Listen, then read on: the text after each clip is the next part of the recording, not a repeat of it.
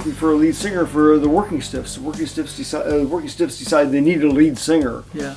And had and I was jamming with Steve and you were jamming with Steve and Doug. Ron White, Doug George. Yes. And Ron actually got a hold of Joe Holton and said, "Hey, this is the guy." And I didn't know anything about that phone call, believe it or not. I came over and you guys gave me a few songs to get prepared for, and the rest is history. Came over and never left.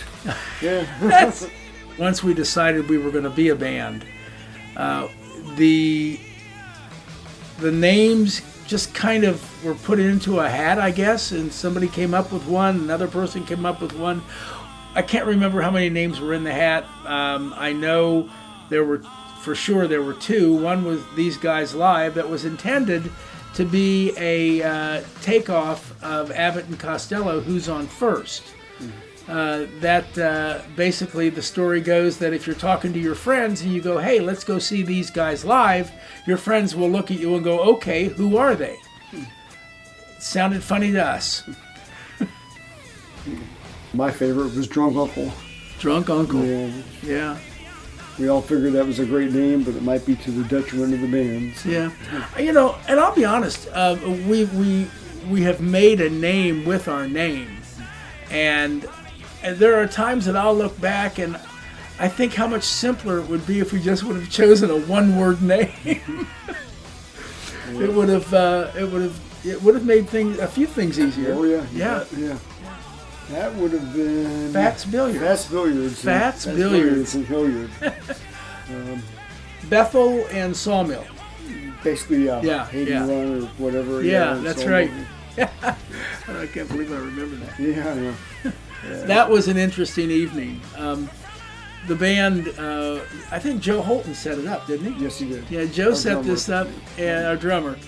A friend of his was in this other band that was being featured that night, and Joe worked it out that These Guys Live would come and play on their equipment. Yeah, surprisingly enough, some of the early venues we started with 14 years ago, we're still with them today. They're still with us today. Yeah. And not all of them, obviously, and they come and go and things change, but we've had some pretty good track records with a lot of places we've played over the years. It's never the intent when we learn a song is going to bomb, but that was, sometimes it happens. You hear and you think, well, this is going to be shooing. People are going to love this. And they don't, for whatever reason. It's it happens. And there are songs that go better in certain venues that we discovered.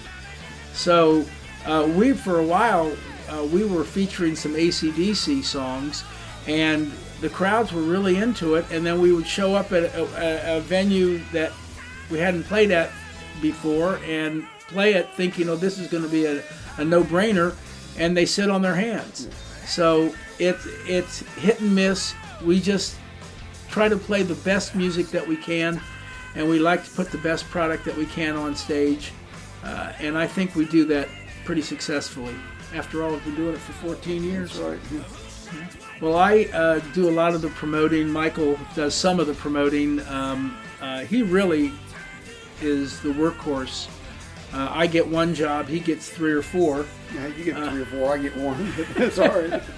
Let's just say we work well together. Yeah. Oh, what do I do? I'm sorry. Yeah, I take... Obviously not much, if you can't remember. I can't remember what I do. Yeah. I pretty much take care of the website, the social media, that part of the promotion, the mail list for the band, and the accounting. I take care of the numbers. Yeah. We really treat it as a business. It's a fun business. It's an amazingly fun business, but it's a business, and we treat it like that. We don't want any owner to be disappointed in us. Yeah, we like to say it's a win-win situation, or it's not worth it. I don't. Nope. No. I've been asked why you don't. What are you doing? You're doing all this booking for the band, and we're just brothers. We're just having fun. Yep. I didn't come into this to make a living at it. I came in to have some fun. And boy, we have done that. It's just not the way we operate. Right. we're now a 5-piece band. We're 5 equal-piece bands. So and honestly, a couple guys in the band, they really don't do a lot of the promoting or a lot of the work, behind-the-scenes work. It's mainly the 3 Michaels, and we've got a pretty good system down. 14 years, you better have one. Oh yeah, yeah. You bet. My dentist was on this board that was bringing a national act to the LC, and he thought that we would be an absolute slam dunk, perfect fit to open for them. So he went to bat with a woman by the name of Kendra Hill. She came to see us, obviously liked us, and the best compliment ever, we were invited back the next year for the same fundraising event. It was Pickerington Violet Festival. Violet Festival. Festival. That was just a cold call. It was. They called us. I mean, cold call on them. You guys available. Oh, he insisted on having us, and that was great. That was a big crowd. That came about through a friend of mine that plays guitar and does the musical directing for the Shadowbox. Mm-hmm. And he had gotten a call. Sometimes they go out as the band goes out and does these sort of things on the own. And he had gotten a call wanting to know if they could do it. They could not do it, and he immediately thought of us and gave me a call and asked if we were available. It was very short notice. It was like the day before. Yeah. And wanted to know if we were available, and we ran down everybody to see, and our sound partner, to see if they were all available, and everybody had the night off, and the rest was kind of history on that. Yeah, it was awesome. Just worked out wonderfully. Yeah, it worked out very well. The one of the rules that we were told by the promoter was we could not do or perform any Journey songs.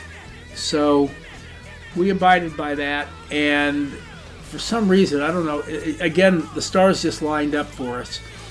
There was a long guitar lead in the song before our last song.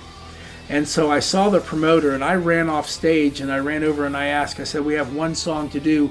Can we please end with a Journey song?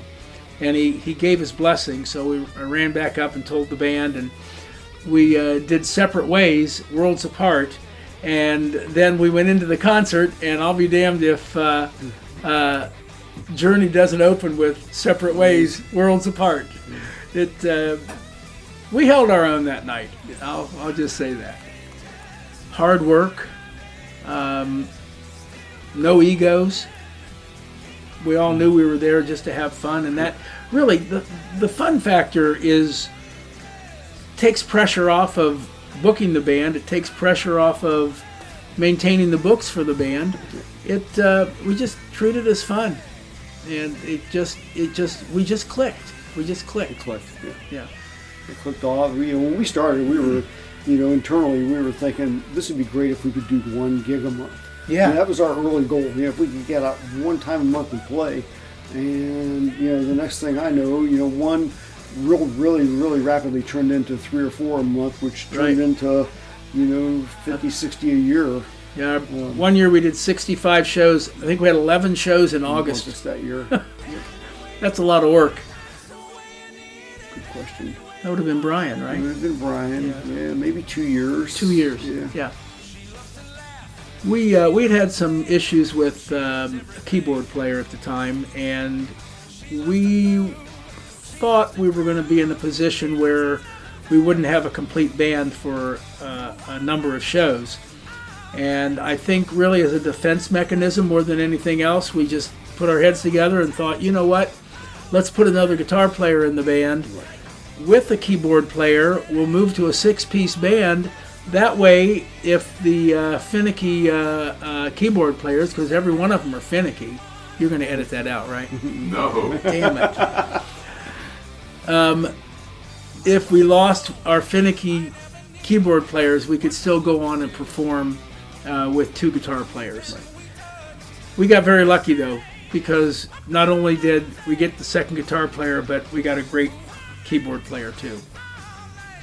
We haven't had a lot of personnel turnover, but the ones that we have, the players have been very generous with their time and have stayed on board with us until we found a suitable replacement. Yeah, and I'll tell you, very, very, very professional, 100% of the way, and yeah, did what they had to do to make sure we could do what we had to do. right.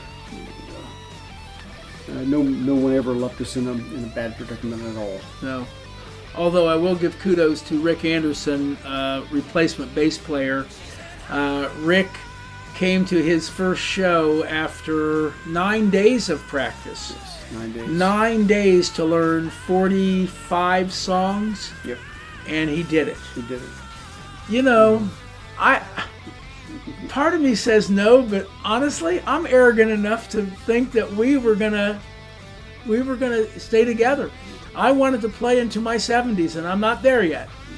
As long as my voice holds out, I'm going to be there, and I'm pretty sure you're going to be there. Absolutely, you bet you. I have a great observation I'd like to share. Early on, Michael Keller, one of the most incredible guitar players I've ever had the privilege of knowing, when he would play, especially one of his lead breaks, he would look down and he'd play, and then he'd look up at the audience and go, you could see his eyes get big. It was, oh dear Lord, and he'd go down and start playing again. But now, I mean, you talk about coming out of your shell. This man's a showman now. But those early days, that was just hysterical. Just the look on your face was just amazing. Unfortunately, the way the stage was set up, I was set up right by the exit door. And probably 2/3 way into the night, a couple in some bit of a domestic dispute decided to abruptly exit the building over top of my gear, knocked the microphone into the guitar, tripped over the monitor, threw the monitor into my pedal board, took pedals off the board, knocked them off the board, and they walked on like, they were oblivious to the fact. So I went after them. I was wireless and oh my goodness, didn't have no cable to constrain me. I'm singing and he's always stage left of me. I'm singing, all of a sudden I look over, there's no Michael Keller. I look over further and he's chasing this person outside of the bar, yelling at him. Yeah, no violent intent. I wanted recognition it was I wanted amazing. Recognition that you messed with me there. Yes. You invaded my real estate and I was not happy about it. He was oblivious to it. Oh boy. So we're playing Bands for Love, which is a benefit for breast cancer. Everybody's going to come up and sing the Beatles with a little help from my friends, which is a great, appropriate song for the occasion. So Rick Anderson, our bass player, Rick has to go badly. And we start the song, and he apparently disappears, goes back to the restroom backstage. He's backstage, right around the back of the stage, yeah. And he plays wirelessly while he urinates, never missing a note. Never. Came back on stage. We didn't even know he was gone. Didn't even know he was missing. There were 30, 40 people on stage. Oh, at least. So it was a real event. Yeah, it was a big deal. But Rick was a one-time move that he could never get away with. He was a master. He was a master. Yeah, nobody knew that that Rick had done this. I mean, the gig ended, we packed up, everybody went home, knew nothing about it. The following rehearsal, Rick, kind of filled us all in on. He fessed up. He fessed up. Yeah, he fessed up. He sure did. And it's we laugh about it very. That's one of the best stories. Yeah. A member we had was very sensitive to a song being started too quickly or too slowly. He's very sensitive to that, to the point where he had persuaded our drummer to use to record a click track, and we would stop every song, and then before we'd start, he'd pull what looked to be a cell phone out of his pocket, even though it wasn't. It was a little recorder, and hold it up to his ear to get the tempo of the song before he counted off to start it.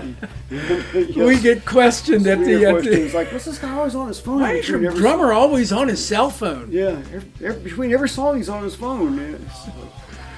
That poor Joe. Yeah. He really did not. He really did not like being told that his tempo count was off. Joe was Because Joe was always spot on. Joe was spot on, and he didn't waver. He didn't waver at all. Yeah, he took that kind of rough at times. Yeah. Nope. Not one. This has really been a saver for me. I retired early. Didn't have a lot to do. The band jamming started. I met these guys. It all started. It was all supposed to happen, and I believe it was meant to be. The fact that you and I have been together for 14 years, I'm told that's unheard of in this business. But I'm still growing on you. I hope you'll like me eventually. Oh yeah, I try, you know. But yeah, no, it was really good timing for me as well, because at that stage of my life, my daughter had just left home to go to college. She moved out to move, so we were kind of empty nesters at that stage of the game. Sure. And it's like, if it would have happened, if this would have come up part a year or 2 or 3 before it did, it would have been difficulty. Might not have worked. Yeah, might not have worked. Yeah, it'd been much more difficult to put the time into it that it requires. So it's been good, and we look. We are all very fortunate, because we've always been surrounded with some really good musicians, and it's been good to us, and we've hopefully been good to it. And the version of these guys live we have right now is very strong. We're really looking forward to getting out here in a couple of weeks and showing people that we are ready to rock. And heading for 15, 16, 17, and beyond. You stuck with me. Yeah, well, likewise. I never considered in all that time leaving to try to go to another band. It just, I feel weird if I didn't play with these guys live. Even Starcastle, huh? Yeah, Starcastle. Well, they decided to go on tour, and they were looking for a singer, and they contacted Michael Doctor. That just wouldn't have been me. No. I found my brothers, and I'm so happy to be with them. Yep. Turn down Starcastle for these guys live. That's not a bad deal. I made the right choice.